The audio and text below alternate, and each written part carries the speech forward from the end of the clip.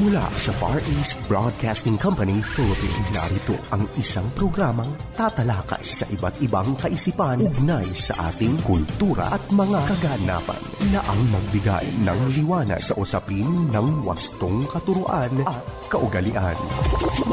Kamalayan, kasama si Pastor Jebo Banzuelo.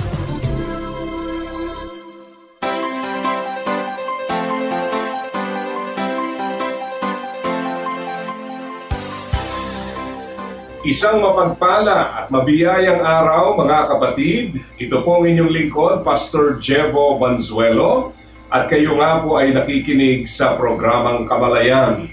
Ang ating hong programa ay napapakinggan, nasusubaybayan gamit po ang FEBC Radio TV. Tayo po ay napapanood sa Facebook Live at YouTube channel ng 702 DZAS FEBC Radio TV. Gayon din sa Channel 185 sa GCTV. Yan po ay tuwing linggo alas 7 hanggang alas 7:30 ng umaga. Sana po ay nasa mabuting kalagayan ng bawat isa at handa na pong matuto sa ating pag-aaral. Sa puntong ito, pag-uusapan po natin yung tungkol sa pag-pursue ng calling natin. Alam nyo, napakaganda ng sinasabi ng banal na kasulatan tungkol po sa atin. Tayo po ay nilikha ng Diyos, meron po siyang layunin sa ating buhay. At ang sabi nga sa Philippians chapter 2 verse 13, God is working in you, giving you the desire to obey and the power to do what pleases Him. Tingnan mo yung pagbabago, ano? Binibigyan po tayo ng pagnanais na sumunod at ng kakayahan na gawin ang kanyang kalooban. Kaya masasabi po natin mga kapatid na wala talaga tayong maidadahilan. Kasi paminsan yung bang dahilan na hindi ko kaya o kaya hindi ko gusto, maliwanag po sa Philippians 2:13 na hindi pwede maging dahilan yan. Yamang ang sinasabi po ng Bible sa atin, ang Diyos mismo ang kumikilos o gumagawa sa ating buhay at binibigyan tayo ng dalawang bagay. The desire to obey and the power or capacity to do His will. Kaya talagang kailangang malinaw sa atin ano kaya ang layunin ng ating Panginoon. Alam niyo, kadalasan po pag tayo napapadalaw sa mga namatayan, madalas pong sinasabi ng nakararaming mga kababayan natin, mga Pilipino, sasabihin po nila, kaya namatay ang taong yan ay natapos na niya ang kanyang misyon. So mapapaisip ka, no? Para bang iniisip mo, ibig ba ninyong sabihin, pagka ginalingan ko sa aking ginagampan ng tungkulin, kukunin na ako ni Lord dahil matatapos ko yung aking tungkulin. Pangalawa, ang ibig bang sabihin po nito, yung tao na wala man lang kamalay-malay at walang intentionality sa kanyang life mission, pag namatay, sasabihin natin natapos niya ang kanyang mission. Maganda pag-isipan sapagkat ang katotohanan po, pwede po tayong mabuhay, mamatay, nang hindi po natin ginagampanan ang ating tungkulin. Totoo po yan. Kaya talagang dapat pag-isipan natin ano ba yung tungkulin natin sa buhay at gawin natin ito dahil pwedeng lumipas ang buhay na ito na hindi po natin nagagampanan ang ating tungkulin. Kaya itong pursuing ng calling natin, napakahalagang topic kasi hindi lang ito may kinalaman sa ano yung gustong ipagawa ng Panginoon, may kinalaman din ito sa pagkatao na gustong hubugin ng Panginoon sa ating buhay. Ano yung pagkatao na yon na gusto niyang hubugin sa ating buhay? Parte po yan ng pag-pursue ng calling ng Panginoon sa atin.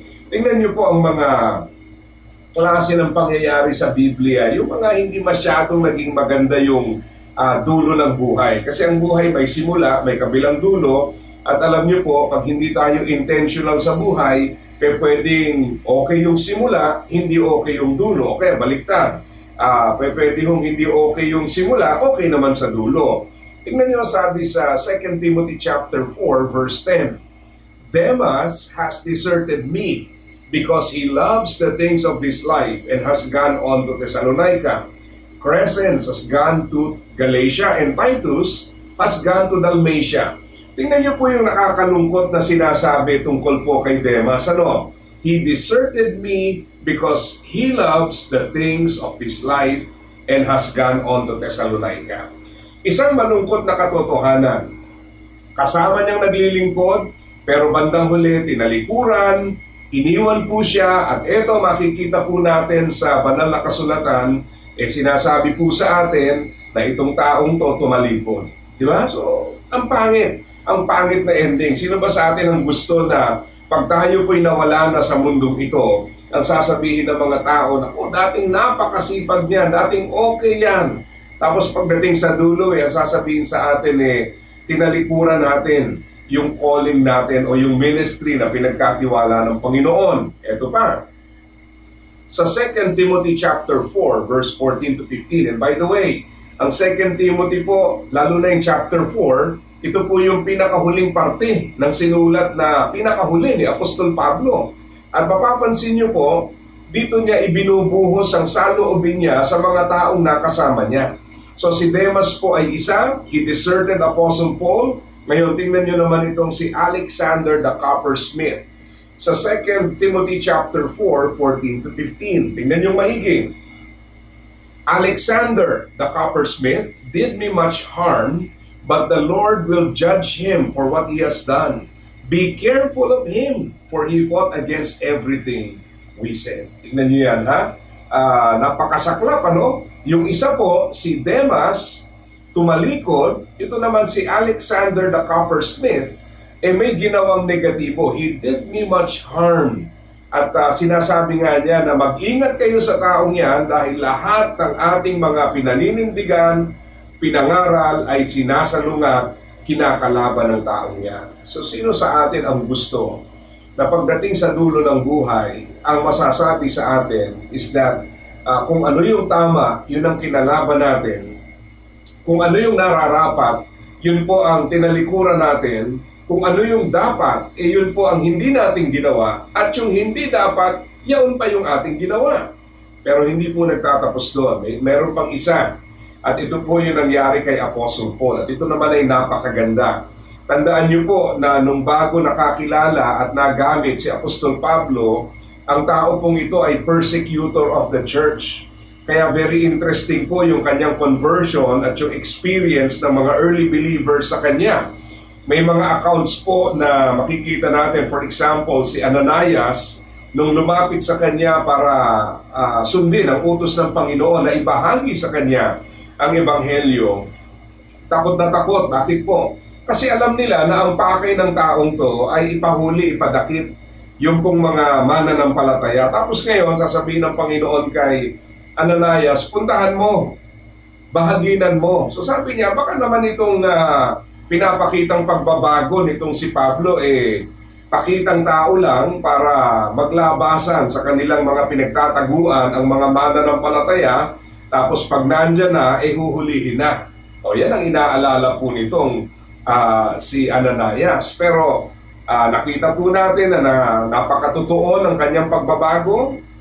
At tingnan po natin ang sinasabi ng Biblia tungkol naman po sa pagbabago na kanyang naranasan. Sabi po rito sa 2 Timothy 4:7, again, these are the last words of Apostle Paul. Ang sabi niya, I have fought the good fight, I have finished the race, and I have remained faithful. So tatlong magkakaibang pagtatapos. Yung isa po, he has deserted me. Yung isa naman, they went against me. Nilabanan pa. Itong pangatlo, I have fought the good fight, I have finished the race, I have remained faithful. Now, kung tatanungin po kayo, alin sa tatlo ang inyong nais? Abay, palagay ko ho, wala nang mahabang deliberasyon. Masasabi natin na gusto po natin yung kagaya kay Apostol Pablo. I have fought the good fight, I have finished the race, and I have remained faithful. Now, hindi lang po ito, sabi nga a matter of wanting to have the same ending in life. Ang question po, are you willing to pursue the things that he pursued? Handa ka bang gawin, sundin ang mga bagay na kanyang ginawa para maranasan mo kung ano po yung kanyang naranasan? So kagaya po ng ating nabanggit, when you talk about pursuing God's calling, it's not only focus on what we need to do, it's also focus on what we need to become. So pati ho ang pagkatao natin dapat binabago, hindi lang yung ginagawa. Kasi kadalasan po when we talk about ministry, ang highlight is what we need to do. Pero pag pinag-uusapan po ang calling ng Panginoon, we should always remember it is also focused on what we need to become. Ano po yung dapat na maganap sa ating buhay? So we need to become the person that God wants us to be. So kasama po dyan ang paglago sa ating spiritual life. So tatlong bagay po ang gusto nating bigyang diin para maging susi sa isang mas matagumpay na paglilingkod sa Panginoon. Number one is maturity. What am I gifted to do? Alam nyo, isa po itong mahalagang bagay na matuklasan ng isang mananampalataya. Sa 1 Corinthians 12, at ito po'y pinaliwanag din sa Romans 12, sa Ephesians chapter 4, sa 1 Peter chapter 4, tinalakay po doon na yung iglesia ay parang isang katawan. At sinasabi ni Pablo kung paano ang isang katawan ay merong iba't ibang bahagi o parte. Yung pong church, ganun din. So ibig sabihin, bawat isa po sa atin ay merong kakayahan na ibinigay ng Panginoon at yung kakayahang iyon pinagkaloob sa atin para magampanan po natin yung tungkulin natin. So ibig sabihin, hindi ka lang po binigyan ng task na walang provision. Merong provision. At yung provision po ay tinatawag nating spiritual gifts. Now, napakaganda po ng sinabi ni Mr. Clinton, hindi po yung president ng US dati, sa kanyang aklat, sinulat po ni Clinton, The Making of a Leader, na when we enter the ministry, ang preparation ng Panginoon is not only on the skills, task, or giftedness. Yung preparation ng Panginoon may kinalaman din sa tinatawag na relational learning. So, ibig sabihin, tayo po ay binabago din ng Panginoon sa ating pagkatao upang matuto po tayong makitungo ng tama sa mga tao. Kasi parte ng ministry yan eh. Can you imagine kung lahat po tayo ay gifted, talented, at alam natin yung ating kakayahan, does it automatically mean na yung body of Christ ay mahusay na po sa pagganap ng tungkulin? Well, ang sagot po dyan, hindi palagi. Bakit? Sapagkat nandyan pa rin papasok yung katotohanan na pag hindi po natin pinagbuti yung ating interpersonal relationship, kahit gifted po tayo, we will not cooperate, we will not have unity, we will not have harmony, we will be less effective. Kaya pag binasa niyo yung 1 Corinthians 12, makikita niyo po yan. So pag pinag-uusapan yung giftedness dito in relation to maturity, hindi lamang sa alam mo na yung gift. Kailangan, nandun na rin yung certain level of maturity that you can use your spiritual gifts well in cooperation with the body of Christ. Kaya yung maturity napakahalaga eh. Kaya nga kung gusto nyong matuklasan yung spiritual gifts, well, ilang bagay po. Una, nandyan po yung ating discovery ng ating gifts. Kailangan ma-discover natin yung ating gifts, no? Importante hong malaman yan. And you do that by involving yourself in ministry. Pangalawa, yung development. Paano ba natin mapag-iigi, mapagbubuti yung ating mga kaloob? Kailangan din ho yun.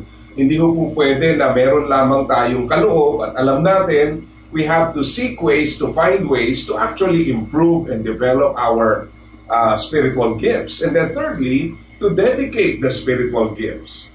At pag sinabi ho natin dedicate, we not only dedicate the gift, but we also dedicate ourselves to the Lord. Kaya sabi sa Romans 12, offer your bodies as a living sacrifice to God, holy and pleasing to Him. Di ba? At pag binasa niyo po yung 1 Corinthians, interestingly, after pong talakayin yung tungkol sa church as a body sa 1 Corinthians 12, biglang pumasok yung topic, yung chapter about love sa 1 Corinthians 13. So iisipin at sasabihin natin, bakit pumasok yung pag-ibig? Ibig ba sabihin nito, biglang nagpalit ng topic si Apostol Pablo? Hindi po. In relation pa rin yan doon sa ating pag-function sa body of Christ. Ang kanyang sinasabi sa atin, as we use our spiritual gifts, there should be the application of love. It should be because we are demonstrating God's love. Maturity. Kaya pag inisip-isip po yung maturity na yan, may mga times po na papasok tayo sa ministry and ministry will become difficult. Totoo yan. May mga challenges, mabibigat na karanasan, may mga opposition at times, totoo yan. Pero ang malaking bagay po na mahalaga at dapat nating pakakatandaan ay ang katotohanan na sa gitna po ng lahat ng ito, mga kapatid, palagi niyo pong tatandaan na ang bawat hamon, ang bawat pinagdadaanan, as long as we always seek to obey the Lord, ay ginagamit ng Panginoon upang tayo po ay hubugin, turuan, palaguin, baguhin. Ayan. Kaya eventually we will become the person or the people that God wants us to be. Maturity. So that's one thing. Pangalawa po is intimacy. Ito naman may kinalaman sa kaugnayan sa Panginoon. What does God want me to do? Alam mo, kadalasan, ito po ay nasa sacrifice. Palagay ko, ilang beses nyo na rin narinig. Hindi lang sa akin, kundi sa iba't ibang mga preachers, yung sinasabi na sometimes we get so busy with the kingdom that we forget about the king. Di ba? Napapabayaan natin yung ugnayan sa Panginoon eh. Gusto ko yung binanggit ng author na si Henry Blackaby at saka si Claude King sa kanilang aklat na Experiencing God. Kasi ang sabi po nila doon sa aklat na yon, paminsan, ang focus natin ay doon sa doing. Ano yung gagawin? Ano yung gagawin? Na nakakalimutan natin yung aspeto ng intimacy sa ating Panginoon. Ang sabi po nitong si Henry Blackaby at Claude King, pag tayo po ay kulang sa intimacy sa Panginoon, yung kapangyarihan ng Diyos, yung empowerment that can flow through us, the provision will not be made available to us. Kasi tandaan nyo sa John 15, di ba? If you remain in me and my words remain in you. Yan po ang sabi sa atin, di ba? At paalala po sa atin, apart from me, you can do nothing. Hindi po tayo tinawag ng Panginoon na gawin mo ministeryo sang-ayon sa kakayahan mo. We need to be intimate with God so that His instructions would be very clear, His guidance would be evident, His character would be manifested in our lives. At hindi lamang yon, isa pang napakahalagang bagay, karagdagan po doon na yung katotohanan na yun nga pong provisions ng Panginoon ay makikita nating laan. Kadalasan po yung discouragements natin sa ministry, nanggagaling po yan sa katotohanan na una, anumang task na ipagawa ng Panginoon, it is always God-sized. Malaki ministry yan eh. So hindi natin kaya.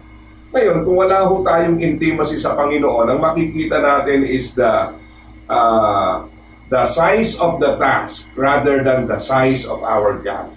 So pag walang intimacy, there will be intimidation. Naalala niyo po yung 12 spies pinadala doon sa Promised Land? Ang purpose ng 12, pumasok kayo sa Promised Land para tingnan ninyo if it is indeed a land flowing with milk and honey as the Lord described. Pagpasok po ng 12, pare-parehas po yan sila. Lahat sila, iisa ho ang conclusion na yung lupain po is indeed a land flowing with milk and honey. Pero ang problema po, yung interpretation ng pumasok doon nagka-problema eh. Yung dalawa, sabi nila, tama yung sinabi ng Panginoon, pasukin na natin to. Samantalang yung pong 10, ang sabi nila, lalaki ng tao doon, hindi natin kaya. So bakit magkaiba ng perspective? Because the two were looking at the situation from the vantage point of faith. Yun namang 10 were looking at the situation from the vantage point of fear. Takot yung nangibabaw. Kaya talagang makikita nyo, malaki ang kaibahan ng resulta. So you have maturity. Pangalawa, yung intimacy. Pangatlo po is sensitivity. So yung maturity has to do with you. Intimacy has to do with your relationship with God. Yung pong sensitivity has to do with our context. Ano po ang pangangailangan sa ating panahon? What is God doing around me? Yung ano yung kinikilos ng Panginoon sa paligid natin, sa mga taong nasa buhay natin. Ano ba yung ginagawa ng Panginoon? I remember reading a book on purpose, at ang sabi po ng author ng aklat na iyon, kung si Jesus ay dumadalo sa iyong simbahan ngayong panahong ito, ang tanong, yung kanyang pinapahalagahan, yun din kaya ang ating pinagtutuunan. Diba? Mapapaisip po tayo, no? Tama nga ba?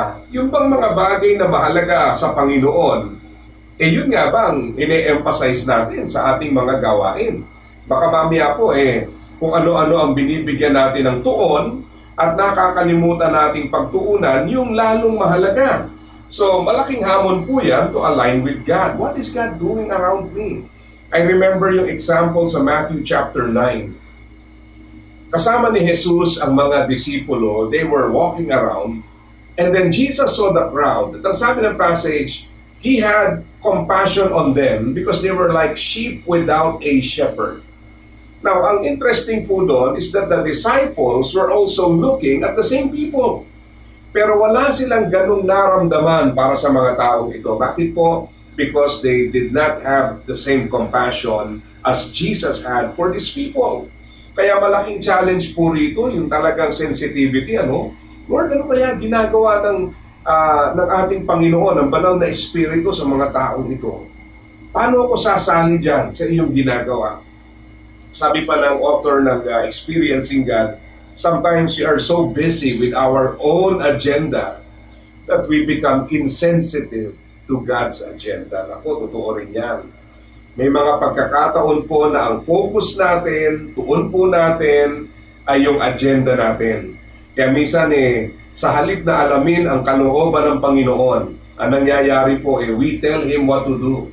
We tell Him when to do it and how to do it. At pag hindi nangyari ayon sa ating gusto, paraan, kapanahunan, sumasama ang loob natin, nagtatampo tayo sa Panginoon. Aba, hindi marapat. Di po ba? Ang kailangan po ay alamin natin, Lord, ano po ang inyong kalooban? What are you doing around me? What is the need in my context? If you are here now physically with me, what would be your priority, Lord? So, let us align with that. Let us align with that. Kaya tatlong bagay po yan. Maturity, tungkol po sa ating kaloob, paglago sa mga ugnayan, intimacy, relationship with God, maging masyadong malapit yung ugnayan natin sa Kanya, that we see His provision, His directions are clear, and then of course, yung Kanya pong direction para sa atin ay napakalinaw at handa tayong sumunod. And then sensitivity to find out what God is doing around us so that we can join Him. Instead of telling Him what we want to happen, we seek His will in everything that is happening. So, sana po ay naging pagpapala sa inyo ang pag-aaral na ito. Muli, ito po ang programang Kamalayan na papakinggan sa FEBC Radio TV. Tayo po ay napapanood din sa Facebook Live at YouTube channel ng 702 DZAS FEBC Radio TV, gayon din sa Channel 185 sa GCTV. At ito naman ang inyong lingkod, Pastor Jebo Banzuelo, nagsasabing, ang buhay na ginagamit ng husto at wasto ay walang pagsisisi pagdating sa dulo. God bless po sa inyong lahat. Iyong napakinggan ang Kamalayan. Para sa iyong mga tanong, komento at suhestyon, mangyaring bumisita sa ating Facebook fanpage, Kamalayan FEBC, o mag-email sa kamalayan@dzas.febc.ph.